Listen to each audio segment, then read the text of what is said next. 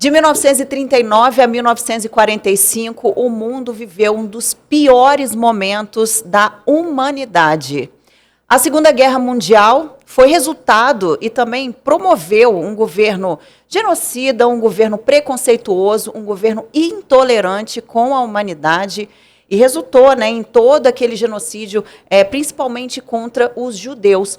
O Brasil, em 1942, foi para a Segunda Guerra Mundial, chegou à Itália em 1944, conquistou territórios importantes italianos, de acordo com todas as informações, inclusive do Exército Brasileiro, e no dia 8 de maio de 1945, chegou ao fim a guerra.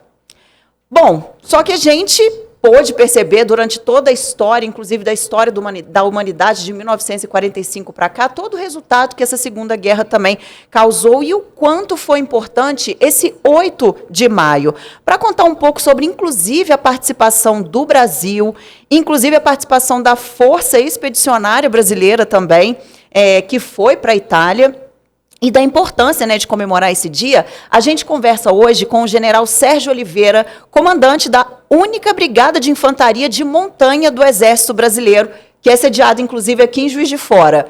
Tudo bem, general? Tudo ótimo. Prazer. Igualmente, boa tarde. Boa tarde aos nossos ouvintes também da Rádio Cidade. Bom, como é que foi a decisão do Brasil de entrar na guerra, Acho que muita gente ainda se pergunta, por que o Brasil foi para a guerra? Não, e de fato, até nós chegarmos aí em 1942, o Brasil mantinha relações econômicas importantes, seja com os Estados Unidos, os aliados, França, Inglaterra, e por outro lado também tinha relações importantes, com o Japão, com Itália e com a Alemanha. Até, vamos lembrar da imigração importante que o Brasil recebeu desses três últimos países que eram o eixo. Então, era interessante uma neutralidade naquela época, significava manter relações ainda abertas com ambos os lados. Contudo, em 1942, a Alemanha, que estava, vamos dizer, no momento, no ápice das suas campanhas militares no exterior, obtendo sucesso em diversos lugares, norte da África, em diversos lugares, inicia-se uma campanha submarina irrestrita, que nos atingiu aqui no saliente nordestino. Mais de 20 navios brasileiros foram torpedeados, foram a pique, foram afundados, e um grande número de brasileiros foi vitimado com isso, feridos e mortos, inclusive. No último torpedeamento desse aí, que é o navio Baipendi, que transportavam pessoas, todos, importante destacar que era a navegação de cabotagem no litoral brasileiro, não eram navios levando armamentos, munições para um lado ou para o outro. Era o Brasil vivendo a sua vida, independente do conflito na Europa e em outros lugares. E com esse ato hostil e traiçoeiro, por assim dizer, o Brasil opta por declarar a guerra contra Japão, Itália e Alemanha. E aí inicia-se uma parceria com os Estados Unidos, com os quais os soldados brasileiros vão lutar ombro a ombro lá na Itália. Bom, também tem uma curiosidade de como que surgiu o lema, a cobra vai fumar, Como que surgiu esse lema? Bom, dizia-se à época que o esforço brasileiro de preparar soldados para lutar na guerra, para ir para a Europa, lutar contra um exército reconhecidamente competente no que fazia, que era o exército alemão, e eu destaco claramente aqui o aspecto político, ideológico do aspecto puramente militar, Então o exército alemão, militarmente falando, foi um exército com grande capacidade de combate. Uhum.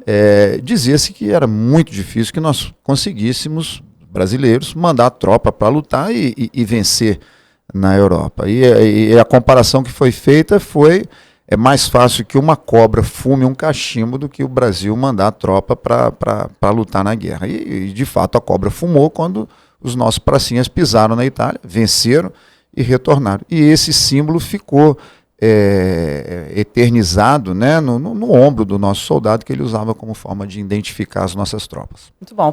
Como é que foi o deslocamento, então, da Força Expedicionária Brasileira para a Itália? Como é que foi a chegada e a adaptação também da força, da FEB, da FEB, como a gente fala, lá na Itália, então? O deslocamento foi perigoso, Foi através do Atlântico Sul e também do Mediterrâneo. Uhum. Já falamos dos submarinos que patrulhavam, os submarinos alemães, então o risco de afundar esses navios que transportavam de 5 a 6 mil brasileiros para lutar, né? Foram várias levas para chegar lá. Houve escolta da Marinha do Brasil, da Marinha norte-americana e da Marinha britânica, depois de transpor Gibraltar, né? Os ingleses fizeram depois de Gibraltar. Os nossos soldados desembarcaram em Nápoles e, de repente, o nosso soldado percebe que ele fala um idioma distante de qualquer outro, daqueles que eram falados pelas tropas que lutavam na Itália. Para além do italiano, língua do povo lá, onde aconteceram os combates, nós tínhamos norte-americanos, canadenses, neozelandeses, australianos, sul-africanos, argelinos, marroquinos, né, das tropas coloniais francesas, os próprios franceses.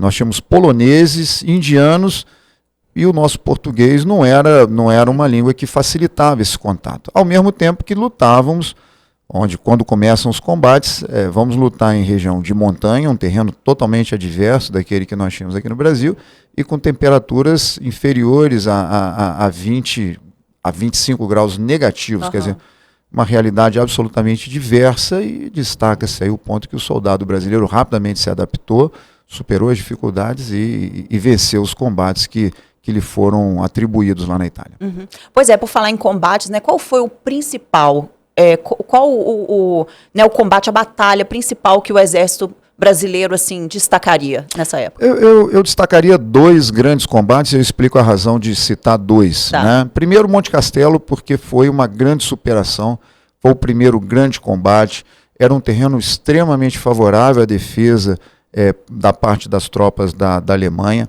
e que custou 4 ataques sucessivos ao longo de 2 meses para que nós obtivéssemos a vitória naquele terreno. Muita gente ficou por lá, muitos jovens perderam a vida nesses combates, muita gente saiu com ferimentos graves ou com problemas, compreensivelmente, né, problemas de cunho psicológico, psiquiátrico, em função da brutalidade do combate que se desenvolveu. Por outro lado, Montese é uma batalha importante e para nós, mineiros aqui, eu acho que essa ligação é interessante ser feita, porque em Montese lutaram as tropas de Minas Gerais, né, de São João do Rei, de Belo Horizonte e de Juiz de Fora. Juiz de Fora mandou na ordem aí de 600 a 700 jovens para lutar lá. Hoje nós temos 2 ainda vivos aqui em Juiz de Fora, centenários, né?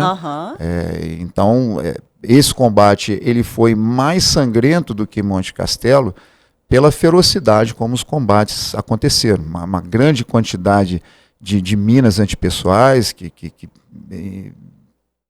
levavam a perna, o pé de quem pisava nessas minas, e mesmo da artilharia alemã, que cobrou um preço muito alto pela conquista dessa cidade italiana, de nome Montese, que fica na região da Emília-Romanha. Agora, o relacionamento, né, dos soldados brasileiros com os soldados italianos, né, porque o Brasil ele foi para a guerra para lutar com os aliados, né? Como que foi essa relação? O brasileiro ele se valeu de um aspecto nato, né? Nós, como todos, eu não falo do soldado brasileiro, eu falo do brasileiro, que é a sua grande empatia e a sua grande solidariedade.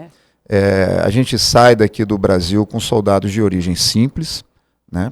Brasil de 1944 era um país ainda buscando uma pujança econômica que nós temos hoje, ainda muito ligado ao campo, às atividades agrícolas, e pessoas que viviam uma vida dura, né? Digna, óbvio, mas uma vida dura aqui no Brasil.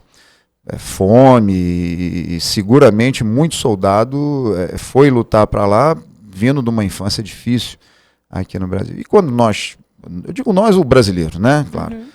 Quando o soldado brasileiro chega na Itália, ele se depara com um país destruído pela guerra, com famílias destroçadas, cidades bombardeadas, senhoras, crianças passando fome. E o soldado brasileiro, de pronto, lembrando daquela origem simples de fome e de repente a logística norte-americana, tudo que chegava em grande quantidade, com grande qualidade. O soldado brasileiro rapidamente passou a dividir o que ele ganhava com as pessoas que passavam necessidade. Sem querer citar um outro exército que lutou lá também, dizer que fizemos mais ou fizemos menos, eu digo assim, isso foi uma coisa única. Não houve um outro povo, desses todos que eu citei, né, rapidamente, não houve uma interação semelhante. E é por isso que lá na Itália, hoje, quando nós participamos das celebrações, São 23 feitas por ano.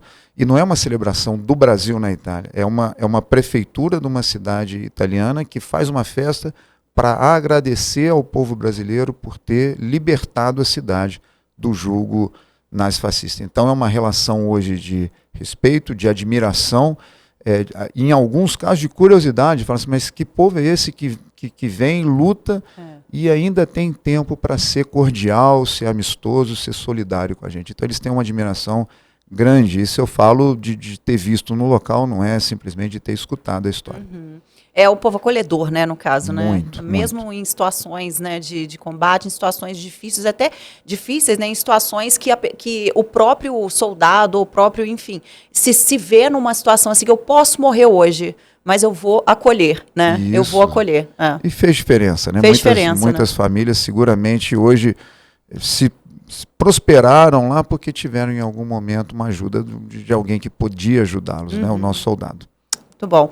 Houve rendição das tropas alemãs? Houve, nos combates de maneira geral, houve rendição de efetivos menores. Contudo, houve uma grande rendição e única também na Península Itálica, de todas essas tropas que lutaram lá.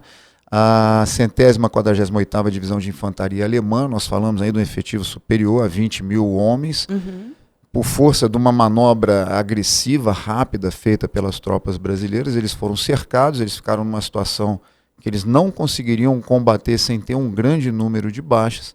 A guerra já se aproximava do seu final, numa cidade de nome Fornovo di Taro, né, perto de Parma.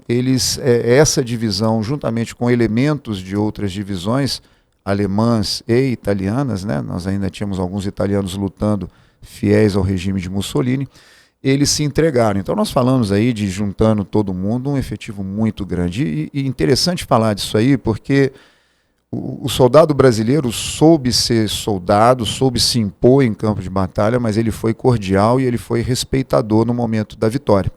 Então ele não se impôs de maneira vil contra essas pessoas fragilizadas. Interpretou-se que eram jovens lutando pelo seu povo. Ideologicamente, politicamente, isso não fazia tanto sentido naquele momento. Eram pessoas fragilizadas, você está à mercê de alguém que te vence, mas mesmo assim essas pessoas foram tratadas com respeito e com dignidade.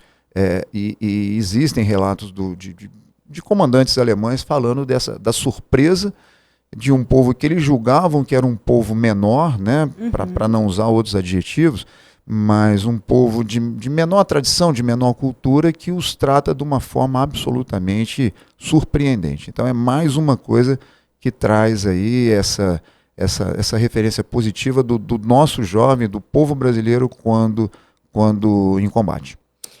Uma curiosidade, enquanto essas tropas, né, ia para a Itália, enfim, lutavam nas batalhas, outras também estavam sendo preparadas no Brasil, caso acontecesse também alguma coisa. Estava mais para o fim da guerra, né, mas tinha alguma preparação aqui no Brasil também para isso? Tinha sim.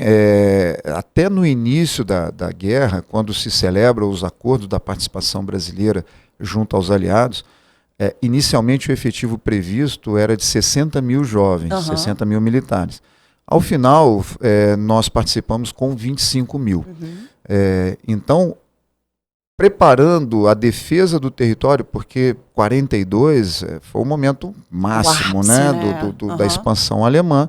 Então existia um receio de que as conquistas no norte da África ali, que os alemães julgassem ser importante também atravessar o Atlântico e ocupar territórios aqui na América do Sul. O Brasil seria a porta de entrada, né, por óbvio aí em questões geográficas.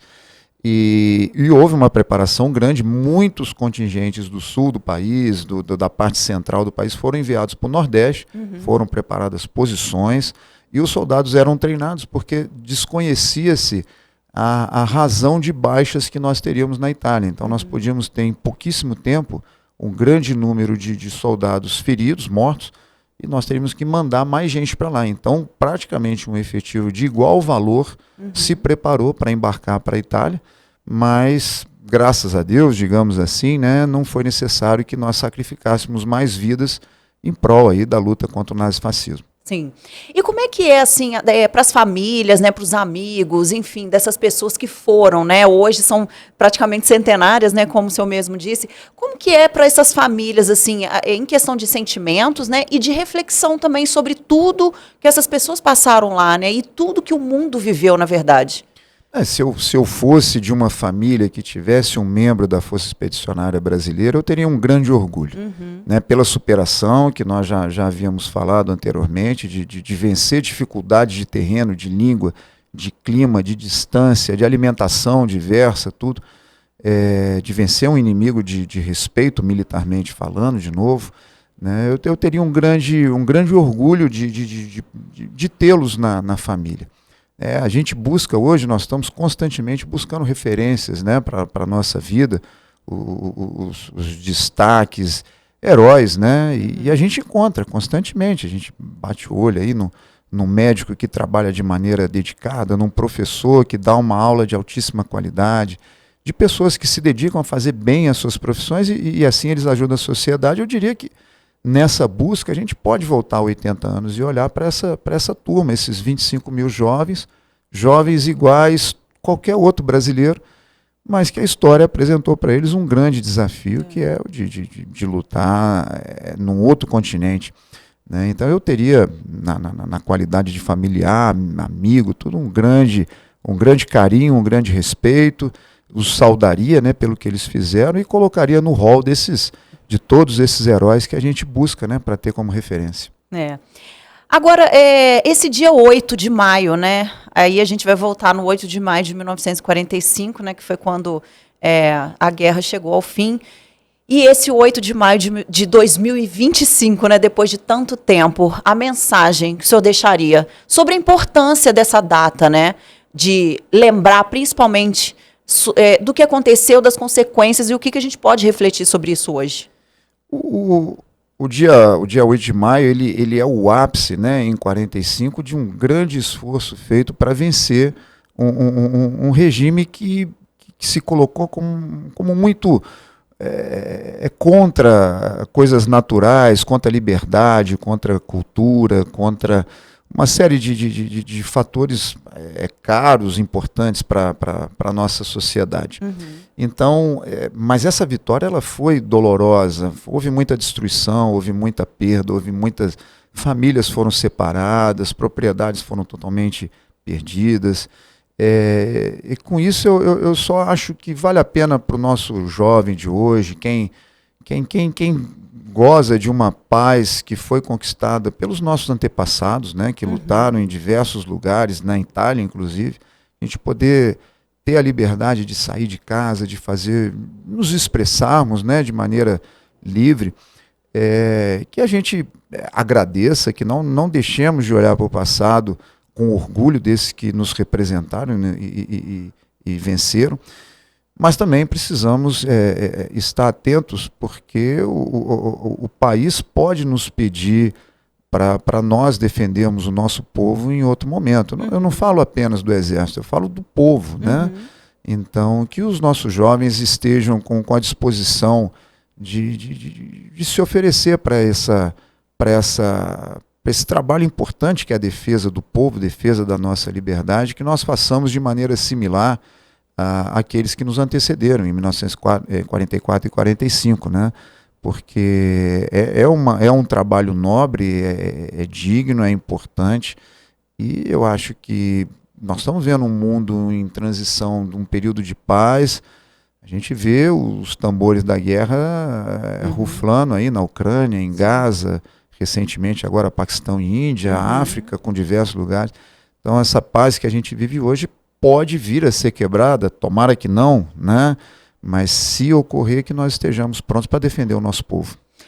E acima de tudo, né, assim, a gente ter essa consciência, né, como o senhor mesmo disse, né, de respeito também, porque hoje a gente sabe, né, que o povo alemão, né, que é um povo de muito respeito também, que a gente tem muito respeito, eles têm esse sentimento de vergonha, né, pelo que o país passou, né, em detrimento da vida de outras pessoas, né? Então, assim, que a gente realmente possa respeitar, né, os cidadãos de outras nações também, né, povos que são diferentes da gente, justamente para que não haja guerra e que, se houver, tudo bem que se batalhe, que se lute, mas com respeito também, né, para que o sentimento seja de orgulho, né, como o senhor mesmo disse, das famílias que foram, que lutaram, mas que tiveram respeito e acolhimento lá. A história apresenta contextos que, quando a gente olha de maneira retrospectiva, a gente até questiona, fala assim, mas isso é tão atípico, isso é tão pouco usual, né? A gente vê um povo com uma cultura, com uma capacidade, como o povo alemão, e mercê de eventos anteriores, aí se lança para uma guerra contra praticamente tudo que existia ao entorno daquele país, que não fosse alinhado, né? Até trazendo o Brasil, um país... temos descendentes de alemães em Santa Catarina, no Rio Grande do Sul, em Minas, e fomos arrastados para a guerra contra a nossa vontade. Mas, de fato, é importante que a gente saiba lutar, vencer e depois ter a dignidade de estender a mão e falar assim, vamos construir um futuro melhor, vamos construir um futuro de harmonia, de paz, de vida coletiva, porque, de outra forma, isso vai... A vitória de hoje é a semente de uma guerra de daqui a alguns anos, né? Se a pacificação não for construída de forma sólida, né, a gente vai voltar a lutar novamente contra o ressentimento que nós mesmos criamos. Exatamente, muito bem falado. General, muito obrigada. Obrigado por o senhor ter, né, se disponibilizado a vir aqui dar uma aula de história para a gente, né? O senhor volte sempre, por favor, tá? E vamos lembrar aí essa data toda vez. Vamos sim, amanhã, inclusive, nós vamos celebrar no comando da 4ª Brigada, né, pela manhã, ali do lado do Mariano Procópio, vamos fazer uma cerimônia e nós vamos saudar, né, desses 25 mil brasileiros que foram para a guerra, nós vamos ter um lá, o Capitão Reis, com seus 103 anos. Olha, gente, com 103 saúde, anos. Uma pessoa espetacular. Legal. Que compartilha com a gente as experiências, tudo. A dureza da guerra, mas a alegria da volta para casa, né? A alegria para voltar para Juiz de Fora. Né? E vamos fazer essa cerimônia aí, aberta à nossa comunidade. Quem for lá vai ser muito bem recebido, vai poder participar da celebração, depois ver uma amostra de material, vamos ver o que era aquilo que o soldado brasileiro lutou na Segunda Guerra Mundial como material que a gente tem hoje. Com certeza, vai ser muito importante, porque faz parte da nossa história, né? Exato. Faz parte da história de Juiz de Fora, inclusive, né?